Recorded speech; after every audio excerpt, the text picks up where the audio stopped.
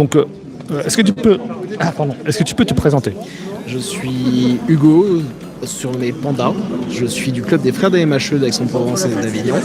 Et beaucoup ont déjà dû me croiser et surtout m'entendre en tournoi parce que je suis arbitre.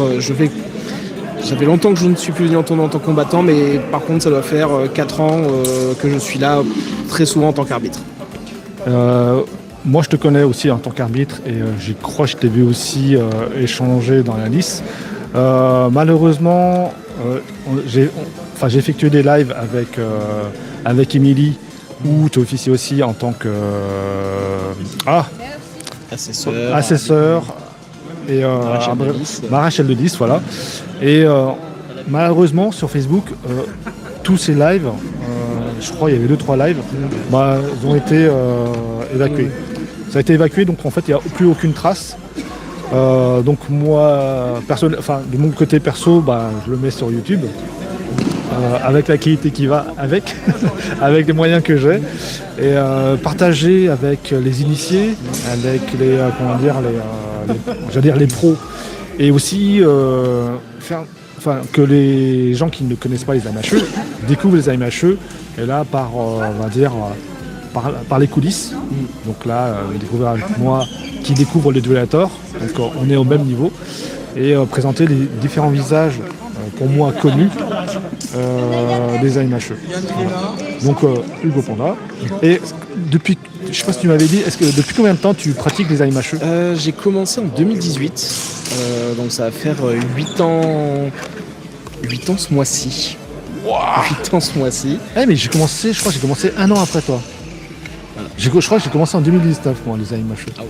Ah, quasiment à un an près. Quasiment. Ok. Comment t'as découvert les AMHE ou comment t'es arrivé aux AMHE? Alors, je suis un passionné d'histoire, je pense comme beaucoup dans le milieu. Et j'ai toujours eu envie d'être gosse. J'ai toujours, avec les potes, on s'est toujours joué aux mousquetaires, aux chevaliers, tout comme ça. Et quelques années plus tard, je suis tombé sur une vidéo que je pense que beaucoup ont connue sur la génération comme moi qui a commencé il y a entre 8 et 10 ans, qui était Nota Bene, qui avait fait découvrir les AMHE au début de sa chaîne. Vraiment, c'était au tout début de sa chaîne. Et à l'époque, moi j'habitais en Normandie à ce moment-là, il n'y avait pas de club qui était monté. Et dès que je suis descendu dans le sud, j'ai eu la chance d'un club qui était juste à côté, les frères d'AMHE Aix-en-Provence. J'y suis arrivé, il y a 8 ans. Je suis tombé amoureux de ce club et de cette discipline. Moi j'ai commencé comme tout le monde avec l'épée longue. Très vite je suis passé sur la plus belle arme qui est le sabre, bien sûr. Et je suis aujourd'hui je fais essentiellement du sabre et de la rapière. D'accord. Rapière en ayant le plaisir de rapière dague, rapière cap. Boxe de temps en temps aussi pour s'amuser. Et là j'essaie de retrouver une source dont on m'a parlé mais je ne l'ai pas toujours pas, où quelqu'un explique qu'il s'est retrouvé au marché à devoir sortir son épée et à prendre un poisson en main gauche. Donc là j'ai commandé un poisson sur une boutique de GN pour pouvoir tester. Ok, d'accord. Ça peut être marrant. Comment ça, il n'est pas prêt mon poisson? Comment ça, il n'est pas prêt mon poisson? Exactement. D'accord. Donc c'est dans les expérimentations. Après c'est marrant, le monde est petit parce que Nota Bene, je connais très tardivement, mais plutôt le côté histoire. Je savais pas qu'il avait présenté les AMHE. J'ai découvert récemment justement qu'il avait présenté les AMHE. Et comme quoi c'est un cercle qui... il y a beaucoup de domaines qui s'entrechoquent, qui se chevauchent. L'histoire, le sport, des différentes approches, les gens avec qui je discute beaucoup, soit par l'histoire, soit par curiosité, soit par l'envie d'exaucer un vœu de gamin. En fait, on est adulte, on joue au chevalier, vous vous rendez compte, hein, avec des vraies épées et pas des épées en bois et personne pour nous engueuler. Moi, ce que je trouve génial dans les AMH en règle générale, c'est qu'il y a plusieurs approches. Il n'y a pas le côté uniquement sportif. On voit là beaucoup au travers de la compétition. Il y a aussi ce côté un peu ce qu'on pourrait appeler l'archéologie expérimentale. On va nous-mêmes ressortir les traités, expérimenter, tester, se plonger dans le travail de source. Donc c'est un travail presque plus d'historiens. Et là, il faut reconnaître quand même qu'à la Fédé, il y en a quand même, et puis certains qui en ont fait des thèses. Enfin, je pense à Jugari dans le sabre, qui lui a fait vraiment une thèse sur le sabre et le maniement du sabre dans l'armée française. D'accord. Et vraiment, dans la communauté des AMHE, c'est là mon ce que j'adore, c'est qu'il y a toute une variété de pratiques qui à la fois se nourrissent les unes des autres, qui n'ont pas forcément la même finalité, mais au final c'est génial parce qu'on rencontre des gens qui sont tous passionnés. Après des personnes comme moi qui récupèrent le goût, on va dire le fruit de tout ce labeur pour m'éclater sur les techniques. Et j'ai eu ces discussions-là aussi par rapport aux AMHE. Donc non, c'est pas de l'escrime olympique, c'est pas de l'escrime artistique. Je leur ai dit en fait c'est une sorte d'archéologie, un peu comme à comparer le feu. Il y a des gens, il existe le briquet. On utilise le briquet et c'est l'aboutissement, c'est un peu comme l'escrime olympique. Et il y a des personnes qui refont du feu avec 2 silex, 2 bouts de bois, comme pour faire à l'époque, les recherches de gestes d'avant. Et nous, on fait la même chose en remontant dans le temps et en refaisant, en essayant de reprendre les gestes à l'origine, un peu comme les gens qui refont du feu avec les silex. Et parce qu'on n'imagine pas trop tout ce travail qui est invisible. Le seul truc apparent, c'est que quand on nous voit s'entraîner on dit vous faites un spectacle. Non. C'est pour un film. Non. C'est des vrais, c'est des vraies oppositions où je vais chercher sans conciliation à toucher l'autre et avec une certaine manière. Tout à fait. Il y a ce côté où vraiment, alors c'est aussi pour ça qu'on s'équipe, qu'on a des équipements de protection. Mais la recherche du geste est clairement centrale. Et c'est pas juste se dire on va faire des essais, on recherche comment on se battait à l'époque. Comment on se battait à l'époque et indirectement pourquoi on se battait comme ça. La qualité des aciers faisait que les épées avaient une certaine forme, une certaine façon. Les vêtements, la mode de l'époque, au final, pouvaient impliquer directement des gestes que l'on pensait qu'on peut faire aujourd'hui. Mais quand on a comment s'appelle Plastron. Pas un plastron, le vêtement typique masculin de la fin du 15e, 16e, cette espèce de blouson mais qui est un peu serré. Pas la houppelande, mais pas brillantine, non, c'est pas ça. Le vêtement civil, tu vois, qui reste un peu engoncé, qui est dérivé du vêtement militaire. Le nom va me revenir. Et on peut se dire que finalement on n'a pas le mouvement tel qu'on peut, on ne pourra pas forcément monter le bras aussi bien parce que les textiles n'étaient pas forcément comme on a aujourd'hui. On n'avait pas aussi, après je disais, pour moi peut-être pas le même état d'esprit, on mange pas les mêmes choses. McDo n'existait pas encore à l'époque. À l'époque on cherchait à se tuer alors qu'aujourd'hui on cherche quand même à survivre un peu. L'accès à l'éducation n'était peut-être pas la même, donc l'instruction n'était pas la même. Tout ça, en fait, tout cet ensemble-là. Je voulais savoir aussi, avant de pratiquer les AMHE, tu pratiquais un autre sport avant ? Alors, j'ai fait beaucoup de sport. J'ai un petit passif, on va dire, en arts martiaux en règle générale, arts martiaux asiatiques essentiellement, judo et kendo. Dans mon enfance, mon adolescence. Et boxe et grappling ensuite un peu plus tard en mode avec les copains. Et globalement ça. Puis après, pour à côté, mon autre petit dada, c'est le golf. Est-ce que ces connaissances-là de grappling, d'arts martiaux, est-ce que tu l'adaptes aux AMHE pour te rapprocher des gestes d'avant ? Parce que tu sais, en fait, moi j'ai ce combat interne où tous les trucs modernes, parce que abreuvés par les films, les séries, les jeux vidéo, tout ce que tu veux, fait que en fait je dénature la source parce que j'ai une approche ou une attitude trop moderne. Tu vois ce que je veux dire ? Je vois ce que tu veux dire. Déjà, il faut voir un truc, c'est que quand on parle de judo et de kendo, ça reste des pratiques modernes qui ont été adaptées pour en faire un sport, entre guillemets, c'est une approche sportive de l'art martial, du kenjutsu et du jujitsu. Et c'est vrai que nous, c'est une des variantes finales des AMHE. Moi, à titre personnel, j'ai plus tendance à me dire ce côté de, tiens, quand on fait de la lutte germanique,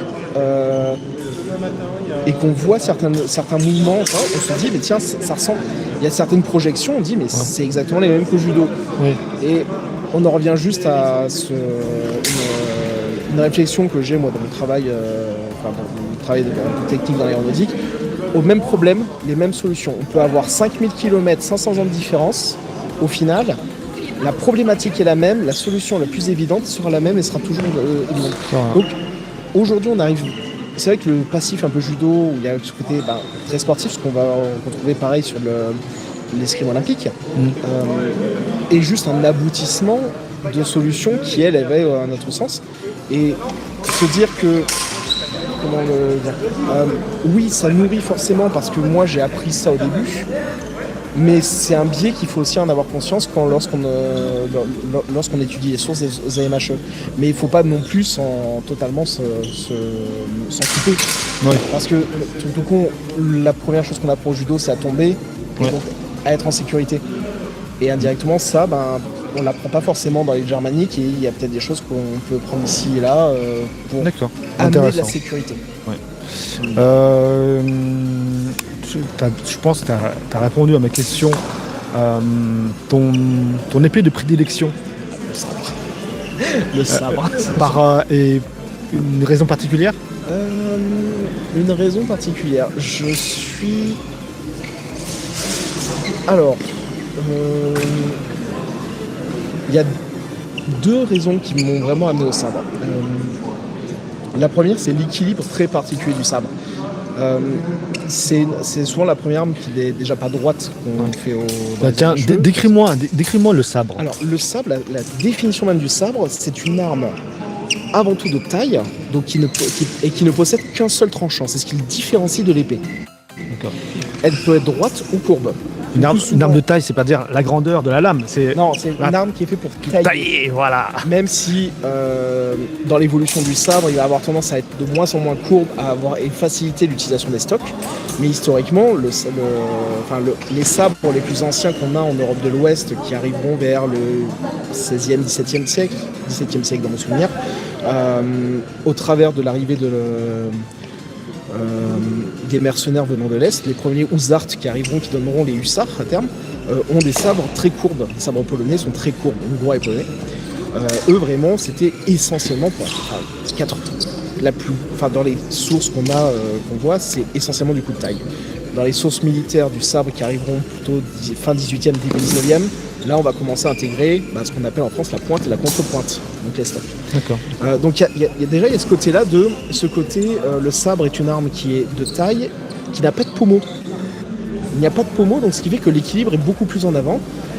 Et dans le mouvement qu'on va faire du sabre, on va être beaucoup plus entraîné par l'inertie de la lame. Donc il y a moins de côté de je viens, j'attaque, et vraiment faut enchaîner. Et je sais pas, moi j'ai trouvé ce mouvement très agréable. D'accord. Et la deuxième, c'est les sources. Les sources sont beaucoup plus accessibles. C'est une arme qui va arriver, on va dire, un peu plus tardivement sur l'Europe, fin 18e, qui va vraiment se généraliser courant 18e siècle.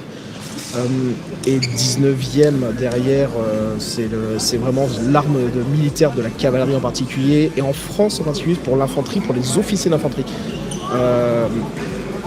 Et on trouve des sources faciles. La source militaire de cette époque-là est accessible pour des débutants. Et donc moi je suis tombé là-dessus. La première source que j'ai appris, c'est le règlement militaire de 1828. Elle fait 30 pages. Il y a toutes les bases. Et c'est vraiment celle que je conseille pour débuter le sabre. Est-ce qu'on peut discerner, on va dire, parce que là on parle de militaire, justement de l'escrime militaire et de l'escrime de duel, de l'escrime civile, je sais pas si on peut dire ça, appeler ça comme ça. Tardivement, sur des sources de la fin du 19e, globalement le sabre reste une arme très militaire courant fin 18e, début 19e. Et elle va commencer à vraiment à sortir de ce côté purement militaire, deuxième moitié du 19e. Et on va trouver, c'est là où on va commencer à trouver chez les Italiens Radaelli, puis Barbazetti, où on est sur une escrime un peu plus montée avec du duel d'honneur. Et même en France, on va avoir des sources qui vont être de plus en plus complètes. On va parler de duels de salle, parce que les régiments envoyaient leurs maîtres d'armes se combattre dans un contexte plus sportif. C'est vraiment le début d'ailleurs de l'escrime sportif. Et il y a cette évolution qui est extrêmement intéressante. D'accord. Et alors, ça c'est bon. Est-ce que tu as eu des défis à relever lors de la pratique d'AMHE? Alors, j'ai eu des défis. Comprendre les noms allemands. On va dire ça. Non, on va dire que le défi, alors pas tant sur la compréhension, c'est vrai qu'au début, c'est le fait ne serait-ce que déjà d'avoir fait un peu de kendo, des arts martiaux en règle générale. Ouais. Je pense m'a facilité beaucoup l'approche des choses. Ensuite, moi, les défis, on va dire, ça a été... je vais en lister deux. Le premier, c'est le moment... En fait, l'un est indirectement lié à l'autre. Je me suis fait une blessure il y a à peu près 3 ans. Je me fais une rupture du biceps, ce qui fait qu'aujourd'hui, qui n'a pas pu être mis en place. Donc, il a fallu que j'adapte et réadapte totalement ma pratique. Avec une rééducation, une remusculation et réapprendre des gestes au final qui étaient simples et acquis et qu'il a fallu que je rapprenne. Donc ça a été une difficulté. Et cette difficulté, c'est celle qui a indirectement amené le deuxième défi qui a été de ne plus être combattant en tournoi, mais j'aimais tellement les ambiances en tournoi que j'ai voulu continuer à y aller d'une autre façon, et c'est pour ça que je suis devenu arbitre. D'accord. Où je m'éclate maintenant. Vraiment, c'est mon dada. Et là, le défi de l'arbitrage, c'est le défi de... on est dans une pratique où l'arbitrage est pas encore... Enfin, commence à être... on essaie de standardiser, de former les gens. Ouais. Où avant, les arbitres, c'était... chaque club essayait de donner quelqu'un qui avait un plus ou moins de lecture de jeu. Et c'est fini. Et moi, je suis rentré dedans, j'aime beaucoup l'arbitrage et j'ai essayé d'amener une idée de... Enfin, une idée. J'ai essayé de voir ce que moi je pouvais amener dans l'arbitrage. Aujourd'hui, je pense que ma vision de l'arbitrage est assez affûtée. Je dirais pas affûtée, mais mature. D'accord. De la chose. Donc, Et en parlant d'arbitrage, parce que là, quand on parle d'arbitrage, ça peut être intimidant, surtout pour ceux qui commencent. Ah oui. Parce que là, j'ai découvert, je vois là Rosen qui officiait en tant que témoin et d'autres personnes qui est aussi en témoin, qui ont commencé cette année, et je trouve ça extra. C'est génial. Parce que je trouve que l'arbitrage, c'est pas facile, pas arbitrer, juger ou encadrer des échanges pour ensuite déterminer un gagnant, un perdant ou déterminer que le coup est bon ou pas.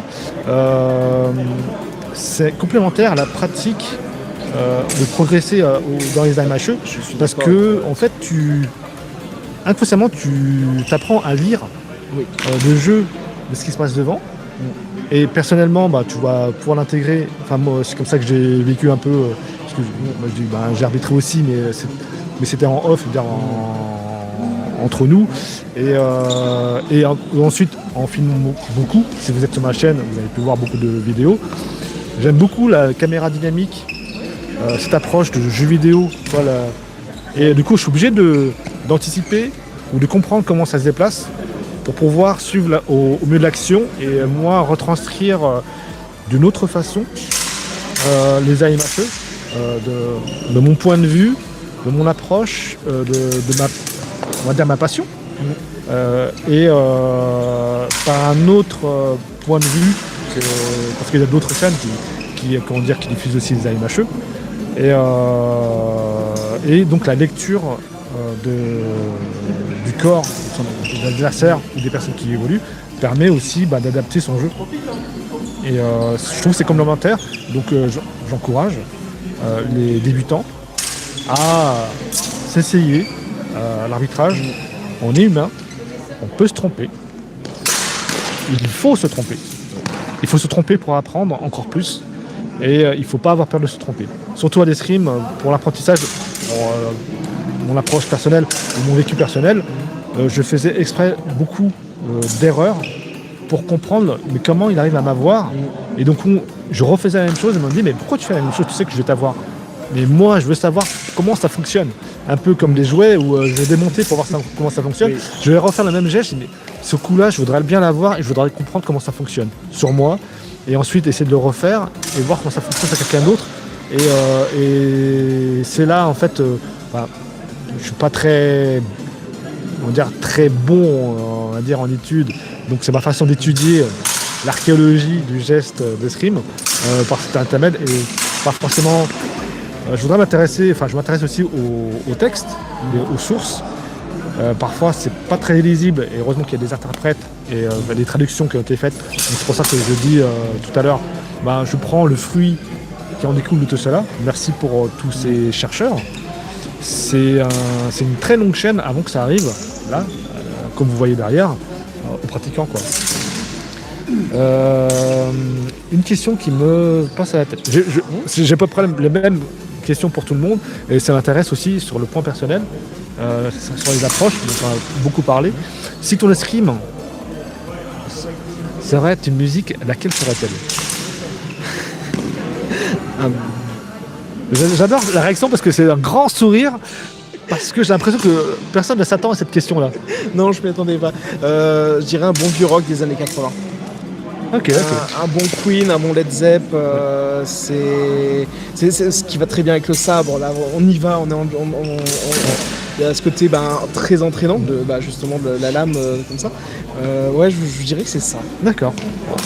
Et ce qui m'intéresse aussi, c'est toi entre le fantasme de l'escrime, de tiens, je vais faire le chevalier ou quoi, et l'envie de le pratiquer de certaine manière. Est-ce qu'on arrive vraiment à le pratiquer? Tu sais, tu me dis un bon rock des années 80. Est-ce que réellement dans la pratique, c'est concret? Est-ce que tu l'imagines comme ça? Et en réalité, en fait, c'est un gros rock d'orc, toi, ou de ghoul, tu dis ouais, je comprends comment un elfe. Et quand tu te regardes sur la vidéo, tu dis mais c'est quoi? C'est André Gollum avec une fourchette? Tu vois? Déjà, là, il y a c'est une question intéressante parce qu'elle ramène à deux choses. C'est déjà la vision qu'on a de soi-même et du combat. Moi, je pense que globalement, oui, c'est-à-dire que ce que je vois dans les vidéos, je me mets... ça correspond bien à ce que tu imagines. Ça correspond à ce que j'imagine. Maintenant, est-ce que ça correspond à ce que j'imaginais avant le fantasme d'être le chevalier ou le pirate Ijout? Ça peut rien à voir. Après, je pense que c'était peut-être vrai au départ, mais ça évolue parce que tu deviens en maturité. Et on a la chance maintenant, le côté moderne, d'avoir tout le monde a un smartphone, tout le monde peut être filmé ou se filmer et se voir, surtout par rapport à une époque où il faut avoir la VHS, la caméra à l'épaule pour pouvoir, ou sur un trépied parce que sinon on n'a plus d'épaule, mais de pouvoir se voir pratiquer. Et c'est un travail passif où le cerveau fait bien les choses, il travaille, et en fin de compte, tu corriges les défauts que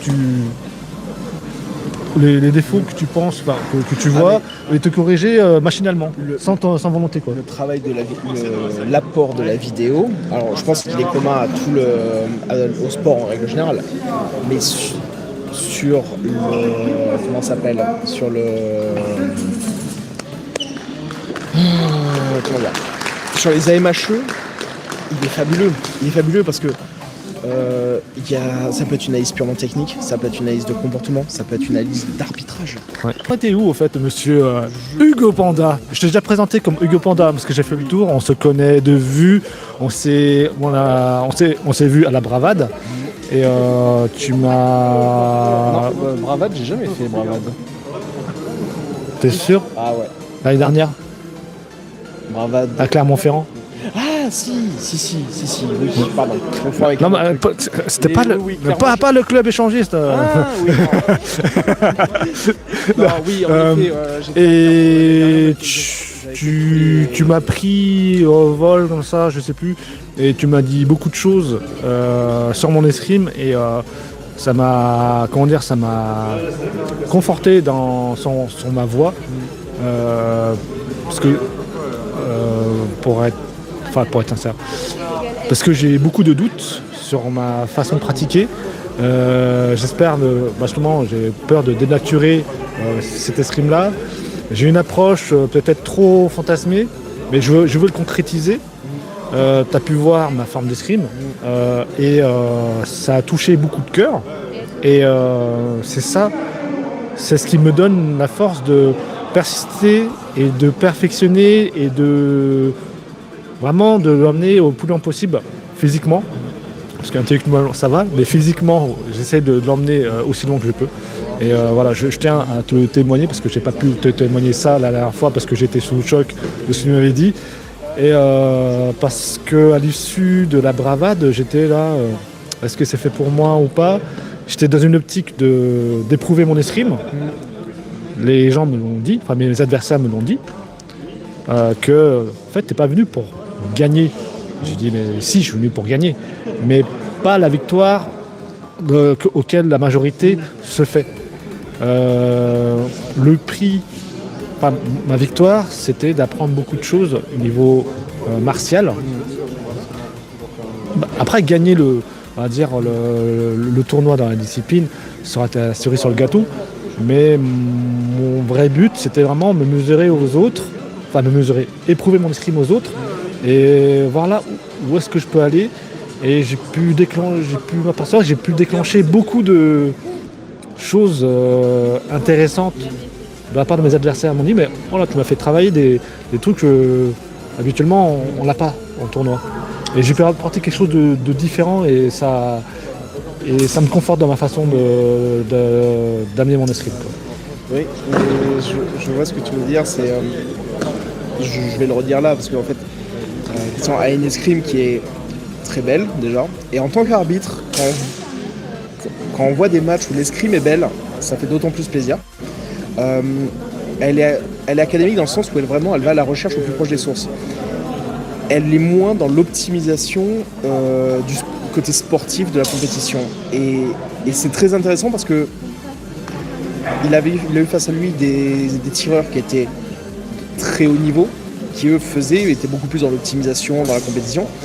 Et il a su les mettre en difficulté et tu as réussi à vraiment à construire une escrime, à voir ton escrime, à voir ton style et à le garder. Et en soi, tu n'as peut-être pas gagné la compétition, mais par contre, tu as gagné en expérience, tu as appris.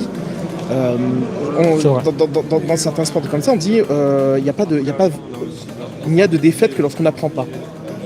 Tu y allais, tu as appris. Tu as gagné ou tu as appris. Tu n'as pas perdu. Tu n'as pas eu de défaite en soi. Et ça, c'est important. C'était étonnant parce que j'ai gagné beaucoup de cœur. Les personnes comme toi qui sont venues vers moi ou je passe à côté d'eux, ils m'ont dit mais surtout ne change pas. Ah oui, ne change pas. Et ça a contrebalancé parce que là j'étais en train de dire mais c'est peut-être pas fait pour moi ou je suis peut-être trop en train de rêver comme un gamin. En fin de compte, c'est là peut-être là le vrai escrime, peut-être l'aboutissement ou quoi. Mais après j'étais tiraillé et quand on me dit mais non, ne change pas, va.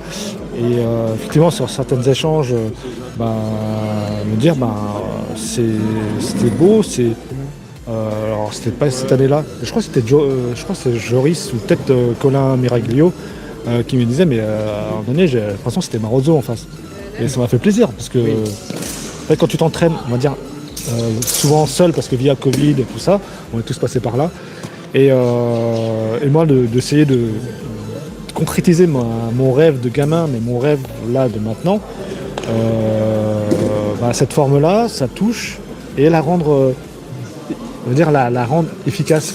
En face, ouais, ok, c'est une danseuse, mais si je fais pas gaffe, j'ai la pointe de l'épée dans l'œil ou dans la gorge, quoi. C'est ça.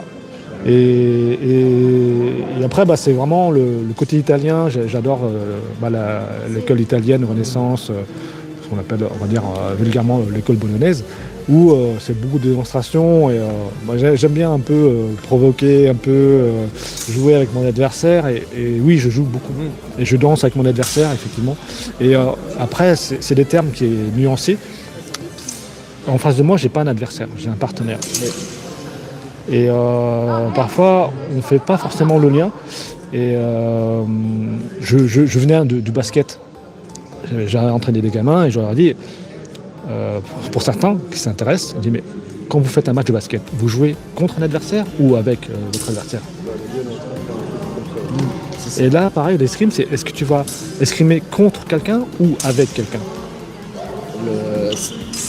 C'est intéressant parce que ça rapproche beaucoup, moi, ce qu'on m'a appris quand je suis arrivé, c'est l'escrime. Déjà, il y a le point de vue de la danse. L'escrime, c'est de la danse, et la danse, historiquement, tu le fais avec un partenaire. Ouais. Et donc forcément, tu arrives, il y en a un qui va plutôt être meneur, l'autre qui va être mené, mais rien n'empêche que ça s'échange. Et ça reste un dialogue, et c'est le fait d'être monté, que l'un amène l'autre au meilleur de son niveau. Et c'est intéressant parce que en fait, c'est le côté artistique où tout se chevauche, que ce soit littéraire ou quoi.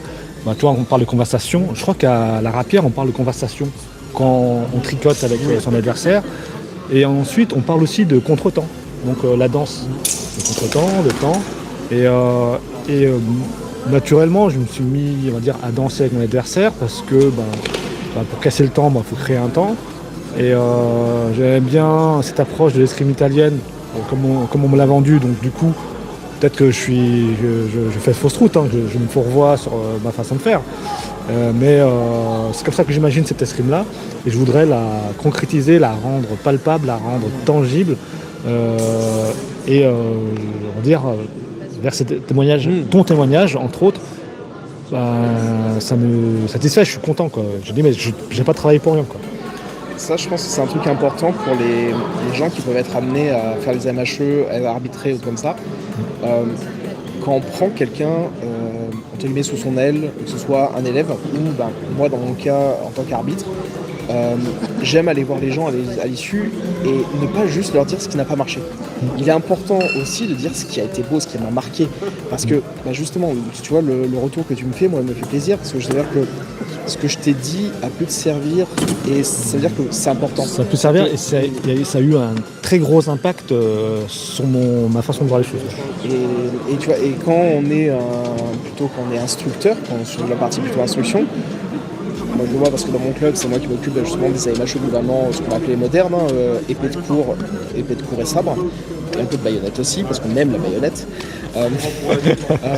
Le fait de dire à quelqu'un avant tout, oui, là tu as compris le geste, tu as compris que c'était ça qu'il fallait faire, tu l'as bien fait, ça amène déjà une satisfaction qui va faire que la personne, c'est pas juste gonfler son ego, c'est dire j'ai réussi.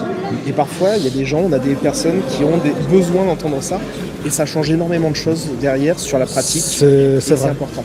Parce que je pense que beaucoup de personnes ne voient pas de la même façon. Je compare, j'en reviens au basket parce que j'ai beaucoup d'expérience dessus, et souvent on disait aux gamins, non c'est pas bon, non c'est pas bon.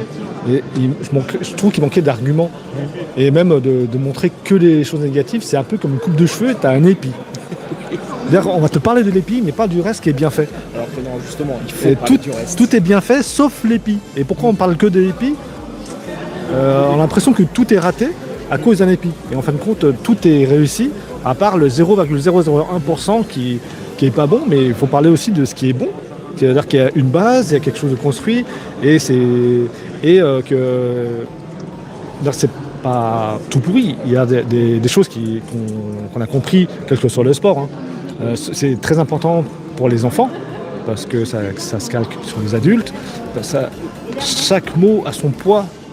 Aux enfants ne se rendent pas compte. Mais quand on dit à un enfant, même à un pratiquant, t'es nul, sans argument derrière, ça a un gros impact. C'est une gifle, comme ça. Une gifle en passant, et à toi de faire l'idée de pourquoi cette gifle. Et ces mots, c'est un peu ça. Si on peut dire à un gamin, là, ton layup, ou là, ton estoc est mauvais. En revanche, tes appuis sont très bons. Il faut juste bien coordonner et donner une solution. Donner, de quoi moudre et faire évoluer, quoi. Et ne pas stigmatiser. Là, l'approche est bonne. Là, c'est mauvais. Pour rendre meilleur, il peut y avoir ça ou ça. Ou il faut que tu travailles telle ou telle chose. Et c'est le rôle important des adultes, des instructeurs, de ceux qui assistent aussi des instructeurs, et pour surtout promouvoir, quelle que soit la discipline, c'est important ces valeurs-là, quoi. Et c'est souvent, j'ai l'impression que c'est souvent sous-marin. Pas souvent, comment dire, invisible. On voit plus les victoires, on voit plus les éclats sur la lice ou sur un terrain. Mais le travail invisible, il est très important, quoi. Le public, les encadrants. Tout le travail en amont qui est fait dans les clubs pour faire en sorte que les gens aillent aux compétitions ou aillent. Alors, c'est vrai que là, on parle beaucoup de compétitions, mais ne serait-ce que déjà faire en sorte qu'on amène des gens à aller à des événements de rencontres sans qu'ils se sentent avec un sentiment de l'imposteur en disant non, je vais pas être assez bon j'ai pas le niveau pour aller. Alors que non, justement, c'est le moment où il faut y aller, c'est le moment où on va rencontrer des gens, c'est le moment où on va se rendre compte que oui, ce qu'on a appris, ça marche, parce que le problème d'être dans un club, on est dans un truc fermé. Et si en plus de ça, on n'a pas dans ce club la bienveillance d'amener les choses qui sont bien, en fait, on va pas s'en rendre compte. Et au moment où on va être face à d'autres personnes, on va pas comprendre. Et aider nos jeunes, en particulier les jeunes quand ils arrivent, les encadrer, pour qu'ils apprennent convenablement les bases, parce qu'au final il y a aussi un travail très personnel dans la lecture source et dans l'évolution, mais faire comprendre à quelqu'un que ses gestes sont bons est à mon sens beaucoup plus important que de lui faire comprendre ce qui ne va pas. Et derrière, à la rigueur, je garde quand même le côté de intervenir quand ce qui ne va pas est dangereux. Mais par contre, s'il a pas fait, si ce n'est qu'un détail, c'est pas grave. Axons sur quelque chose qui va. Et une fois qu'on sait qu'il maîtrise parfaitement, on accélère. Et derrière, on l'envoie, on essaie de l'amener à s'ouvrir aux rencontres. Je pense aux rencontres de Marseille qui se font régulièrement, les MAC à Dijon. Je n'ai pas eu l'occasion d'aller malheureusement. C'est passé ou ça va bientôt se passer Marseille Non, EMAC. Les MAC, c'est tous les ans en mai pendant le week-end de 4 jours, le jeudi de l'Ascension. D'accord. À Dijon. Ouais. Et là, en avril, il y a un... C'est un très gros rassemblement, j'ai l'impression. Les MAC, c'est le plus gros rassemblement. C'est un des plus gros. Je crois que c'est un plus gros rassemblement européen carrément. Moi, chaque fois, malheureusement, j'ai des événements qui tombent dedans, donc j'ai toujours pas eu l'occasion d'aller, mais j'ai eu l'occasion de monter à Dijon c'était pour les 10 ans de la fédération. Il y a eu une espèce de mini EMAC qui était géniale, et où on se retrouve à découvrir des nouvelles choses. J'avais suivi un stage fait par Gilles sur Barbazetti, j'étais régalé. Et il y a plein de découvertes, des gens qui découvrent, ne serait-ce que des nouvelles sources qui arrivent, qui sont présentées. Et des gens, l'occasion de pouvoir faire des sparring avec des gens de toute la France. C'est génial. Ouais.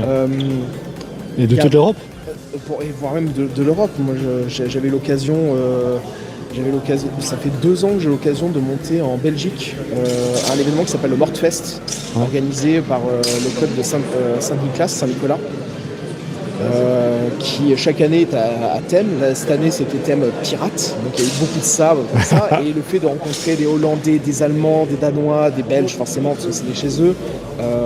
En plus, ils sont pas là-bas, les Morteforum, là, je sais plus. Arte Morteforum, oui. Exactement, c'est eux qui organisent. Parce que on rappelle d'un MHT. Alors c'est pas l'année dernière, c'était peut-être il y a 2 ans ou 3 ans. 3 ans, ils étaient arrivés en force. Et ils étaient là et waouh, c'était. Ils ont un sacré niveau. Les Nazgûl, quoi. Ils ont un sacré niveau, ils ont des sacrés gabarits. Tu voyais, ils faisaient peur. Et puis c'est un autre type d'approche. Eux, ils sont très très compétitifs. Ils sont vraiment excessivement sur la compétition. Sur des règlements, ce qu'on appelle communément les règlements nordiques, qui sont pas du tout, qui sont un peu à l'opposé de ce qu'on a nous, avec un côté. Il n'y a pas d'arrêt au temps, c'est-à-dire qu'on sait que le combat il dure 3 minutes, même quand on dit halte, le temps ne s'arrête pas et continue. Le côté. C'est très sportif, vraiment dans le sens sport. Et c'est très accepté et ça implique d'ailleurs un travail pour l'arbitrage de préparation parce qu'ils vont à une vitesse de lecture, mais c'est très intéressant parce que c'est une autre façon de. Ça doit être intéressant pour eux de goûter aussi. Oui. Je me rappelle plus s'ils étaient déconcertés ou un temps d'adaptation. Ils ont fait de très très bons résultats dans mon souvenir. Je crois qu'il y avait c'est Yoris Jacob qui avait gagné en rapière, je crois, ou qui avait, un autre qui avait gagné en épée longue. Ils avaient dû s'adapter parce que c'était pas exactement la même escrime. Par contre, on sentait que le niveau était beaucoup plus présent et en tout cas sur la première partie, la partie de poule, ils ont montré un niveau très très haut. Ok. Bah, merci pour cet échange. Et c'est un grand plaisir, Christian. On aura fait un duo aujourd'hui. Donc là, en fait, la journée s'est terminée. Gilles, je lui ai demandé le planning de demain. Donc voilà, c'est annoncé le sabre. Ah non, c'est demain matin. Ouais. Ah merde, je pensais que il y avait aussi l'après-midi. Je crois fin d'après-midi. Il n'y a que le sabre demain. Ah ouais. Ok. Bon, je vais voir si je serai là demain matin. Parce que j'avais prévu de venir demain après-midi. Si c'est le matin, je serai là. J'ai du mal, je regarde l'écran, mais en fait la caméra est là, toi. Je vais faire le caméléon. Ok. Bon, Hugo Panda, je te remercie beaucoup. On va peut-être se revoir, peut-être là dans la journée, en fin de journée. Je suis déphasé. Fin de journée et sûrement au sabre demain. J'espère bien pouvoir arbitrer le sabre demain. Donc voilà, je vais refaire le tour et merci Hugo Panda. Avec plaisir. Ciao.